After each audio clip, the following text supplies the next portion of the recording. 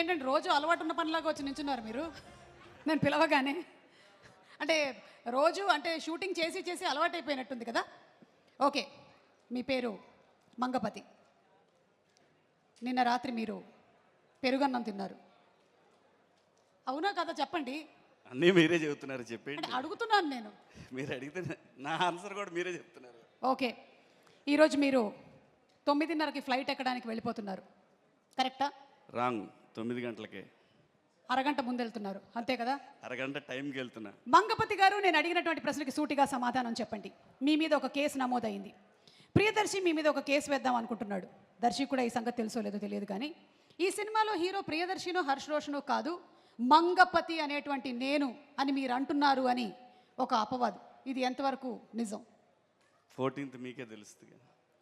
అంటే మీరు చెప్పకనే చెప్తున్నారా మీరే ఇందులో హీరో అని? ఈ సినిమాకి హీరో నాని గారండి, గుర్తుపెట్టుకోండి. ఈ సినిమాకి ప్రొడ్యూసర్ కదా నాని గారు, హీరో ఎలా అయ్యారు? ఆల్రెడీ ఆయన హిట్ ప్యారడైజ్ చేస్తున్నారు. మీరు మేము అడిగినటువంటి ప్రశ్నకి సూటిగా సమాధానం చెప్పడం లేదు. మంగపతి గారు, నాకు ఎప్పుడు అడ్డదిడ్డంగా మాట్లాడటం రాదు, స్ట్రైట్గా మాట్లాడటమే నాకు వచ్చు. అర్థమైంది. మీరు కొంచెం గ్యాప్ ఇస్తే నేను ఏదో ఒకటి మాట్లాడి వెళ్ళిపోతా. లేదు, మీరు మాట్లాడాలంటే సెంటర్ స్టేజ్కి వెళ్ళాలి. ఇక్కడ మాత్రం మేము అడిగిన ప్రశ్నలకి మాత్రమే సమాధానం చెప్పాలి. Thank you. థ్యాంక్ యూ నా మంగపతి గారు. ఓకే, రండి రండి. శివాజీ గారు, ఎస్ చెప్పండి. సో కంగ్రాచులేషన్స్ అండి, సూపర్ క్యారెక్టర్ పోర్ట్రే చేశారు. మీ వల్లే కొన్ని సెక్షన్స్ జనాలకి తెలియబోతున్నాయని అర్థమవుతుంది మాకు. మీరేం చెప్పాలనుకుంటున్నారు? అందరికీ నమస్కారం అండి. ఈ సందర్భంగా నేను మీకు ఒక ముఖ్యమైన విషయం చెప్పాలి. నా లైఫ్లో బూచమ్మ బూచోడు అనేది ఒక 13 years బ్యాక్ నేను చేసిన సినిమా. అదే ఆ సినిమా తర్వాత అది డీసెంట్గా నడిచిన సినిమా. ఆ సినిమా తర్వాత గ్యాప్ తీసుకున్న లేదు, తీసుకోవాలని లేదు, తీసుకొని వెళ్ళింది లేదు. ఎందుకో అలా బయటకు వెళ్ళిపోయాను. ఆంధ్రప్రదేశ్ సమాజం ఏదో తెలియని ఒక అంటే నా మనసుకు దగ్గరగా ఉండే కొన్ని విషయాల మీద నాకు అమితమైన ప్రేమ ఉండి నేను పక్కకి వెళ్ళిపోయాను. 13 సంవత్సరాల తర్వాత నేను మళ్ళీ వెండితెర మీద ఫస్ట్ సినిమా నాకు అవకాశం ఇచ్చింది నాని గారు. ఇది ఆయనకి తెలియదు, కానీ నాకు మాత్రమే తెలుసు. అంటే డబ్బుల కోసం అయితే నేను ఎప్పుడూ చేసేవాడిని అండి, చాలా సినిమాలు చేసేవాడిని, చాలామంది దగ్గరికి వెళ్ళేవాడిని. నేను వెళ్ళి అడిగితే నాకు అవకాశాలు ఇచ్చేవాళ్ళు కూడా ఉన్నారు.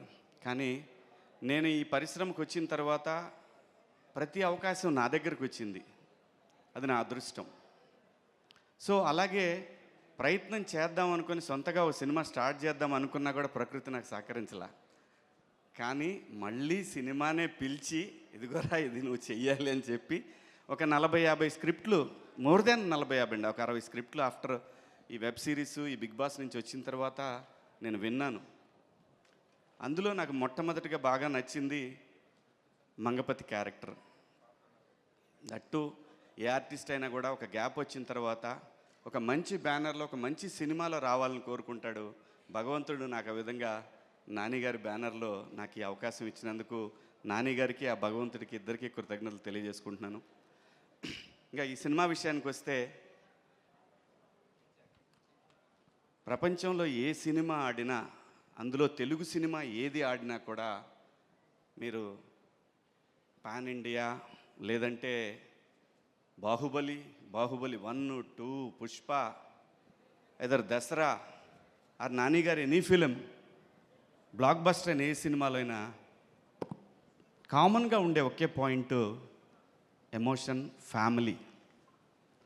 ఫ్యామిలీ లేకుండా ఏ సినిమా బ్లాక్ బస్టర్ అవ్వలేదు ఇంతవరకు కూడా. ఎక్కడా కూడా ఫ్యామిలీ ఎమోషన్ లేకుండా ఏ సినిమా కూడా, రేర్గా అప్పుడప్పుడు జరుగుతూ ఉంటాయి. కానీ మీరు ఏ బ్లాక్ బస్టర్ సినిమా తీసుకున్నా ఒక ఫ్యామిలీ, ఆ ఫ్యామిలీ వెనకాల జరిగే కథ, ఆ డ్రామా మాత్రమే సినిమాని నడిపిస్తుందని బలంగా నేను చూసినంత వరకు నా అనుభవంలో నేను తెలుసుకున్నది అది.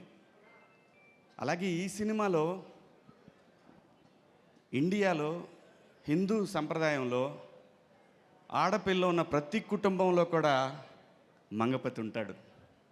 ఇది రియాలిటీ. సో మనందరం ఒక కాన్స్టిట్యూషన్ కట్టుబడి బతుకుతున్నాం కాబట్టి, సో దానికి లోబడి ఉండాలి కాబట్టి కేసులు గట్రా ఉంటాయి కాబట్టి దాన్ని కూడా క్రాస్ చేసి దానికంటే కూడా మా ఫ్యామిలీలో ఉన్న ఆడపిల్ల అని అనుకొని పరిధులు దాటినటువంటి ఒక క్యారెక్టరు మంగపతి. ఈ క్యారెక్టర్ ఇప్పుడు మీకు నార్మల్గా కనిపించవచ్చు, లేదంటే నాని గారు ఎలా ఇచ్చారో నాకు తెలీదు, కానీ అది నాకు చాలా పెద్ద పేరు తీసుకురాబోతుందని బలంగా నమ్ముతున్నాను. ఈ క్యారెక్టర్లో నేనే కాదండి, ఈ సినిమాలో ఏ క్యారెక్టర్ లేకపోయినా కూడా సినిమా ఆడదు.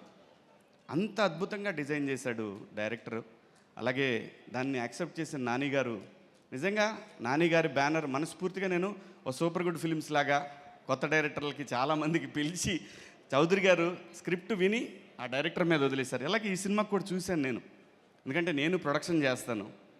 చూసినప్పుడు నాకు అనిపించింది, ఒక డైరెక్టర్ మీద నమ్మకంతో ఒక టీంకి అప్పచెప్పేసి అసలు ఆయన ఎక్కడా చూడలేదు నేను నాని గారిని. సో నేను అది ఆర్బి చౌదరి గారి కాంపౌండ్లో చూశాను. ఒక డైరెక్టర్ మీద నమ్మాడు అంటే నమ్మి ఇచ్చేసిన తర్వాత ఇంకా దాంట్లో ఎటువంటి వేలు పెట్టకుండా సినిమాని అలా అలవకగా కంప్లీట్ చేశారు ఈ సినిమా. దాంట్లో దీప్తి గారి సపోర్ట్ కూడా చాలా ఉంది ఈ సినిమాకి. దీప్తి గారు మరి బ్రదర్ కోసం అని కాకపోయినా సినిమా మీద ప్యాషన్ తోటి సినిమాకి వర్క్ చేశారు ఆవిడ కూడా. అలాగే ప్రొడ్యూసర్ గారు ఎప్పుడు రాలేదు సెట్కి, అసలు ఎప్పుడు నేను చూడలేదు ఆవిడని, మేడంని. సో చాలా మంచి సినిమా అండి, చాలా మంచి సినిమా. అందరూ ఎంత బాగా చేశారంటే వాళ్ళిద్దరిని చూస్తే నాకు ఆ ఫ్రెష్ లవ్, మనం కూడా ఒకసారి వెనక్కి భగవంతుడు అవకాశం ఇస్తే వెనక్కి వెళ్ళి ఒక లవ్ స్టోరీ క్రియేట్ చేయాలి, మనమే పర్సనల్ లైఫ్లో ఒక లవ్ స్టోరీ ఉంటే బాగుంటుంది అని అనిపించేంత బాగుంది వాళ్ళ లవ్ స్టోరీ. నాకు కథ చెప్పినప్పుడు కూడా నేను ఎన్ని లవ్ స్టోరీ కదా ఇది, కోర్ట్ ఏంటి అని అన్నా నేను. నాకు అంత నచ్చింది వాళ్ళిద్దరి క్యారెక్టర్లు.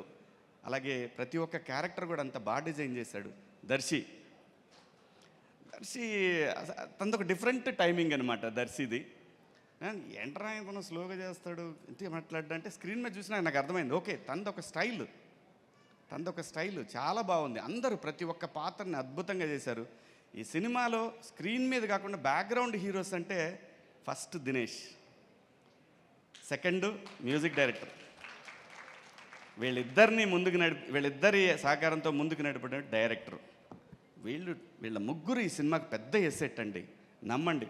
ప్రతి సీను కూడా ఎంత బాగా తీశారంటే, ఈ మధ్యకాలం అంటే నేను చేసింది ఫస్ట్ సినిమాలండి, ఈ మధ్యకాలంలో అని కాదు, నాకు కొత్తగా అనిపించింది. నేను అప్పుడే ఫస్ట్ టైం సినిమా చేస్తున్నాను అంత బాగా అనిపించింది. నేను క్యారవాన్ దిగానంటే మళ్ళీ నేను ఎప్పుడు వెళ్ళలేదు, అక్కడే ఉండి చూశాను నేను వీళ్ళు ఎలా తీస్తున్నారు. మళ్ళీ మనం చేసినప్పటికి ఇప్పటికైనా డిఫరెన్స్ ఉందా అంటే డెఫినెట్గా. నేను మిస్సమ్మ సినిమా తీసేటప్పుడు అలా తీసాడు డైరెక్టర్, మొత్తం చుట్టూ తీసేవాడు. ఏంటంటే ఇది ఒకసారి అయిపోయింది కదా ఎదురుగా పెడితే కెమెరా, అంత బాగా తీశాడు. నిజంగా నాకు మిస్సమ్మ మేకింగ్ అప్పుడు ఎలాగైతే నేను ఎంజాయ్ చేస్తూ చేశానో అలాగే ఈ సినిమా మేకింగ్ చూసి చాలా హ్యాపీగా అనిపించింది. దినేష్ గారు ప్రతి ఒక్కళ్ళని కూడా, కెమెరామెన్ దినేష్ గారు ప్రతి ఒక్కళ్ళని కూడా చాలా చాలా అందంగా చూపించారు. అది విలన్ను కూడా అందంగానే చూపించాడు అనిపించింది నాకు. నేను అందంగానే ఉంటాను అనిపిస్తలేండి, అంత బాగా తీశారు. అందరూ కూడా చాలా బాగా చేశారు. నాని గారు thank you so much, love you. ఎందుకంటే నాకు సినిమా ప్రొడక్షన్ చేయాలి చాలా కోరిక, అందరి వల్ల కాదు, అది కొందరికే వర్కౌట్ అవుద్ది. అది మీకు వర్కౌట్ అయింది. ఎంతోమంది డైరెక్టర్లు తెలుగు సినిమా ఇండస్ట్రీలో ఇంకా మీ ద్వారా రావాలని, మంచి సినిమాలు రావాలని వాల్పోస్ట్ నుంచి మనస్ఫూర్తిగా కోరుకుంటూ ఈ అవకాశం నాకు ఇచ్చినందుకు మీ అందరికి కూడా పేరు పేరున ధన్యవాదాలు. థ్యాంక్ యూ సో మచ్ అండి. Thank you so much Shivaji గారు. అండ్ మార్చి 14వ తారీఖున మేము థియేటర్స్లో మిమ్మల్ని చూస్తాము, మగపతి గారిని. లేదు, నాని గారు 12 చూపిస్తా అని చెప్పారు, చూడండి. అవునా? మీరు అన్ని లేట్గా 12వ తారీఖునే. Okay, thank you so much. 9 గంటలకి ఫ్లైట్. నేను వెళ్తున్నాను, ఏమనుకోవద్దు. Thank you so much. Jagadish, all the best. వెళ్ళే ముందు మైక్ ఇచ్చేసి వెళ్ళిపోతే బాగుండేది.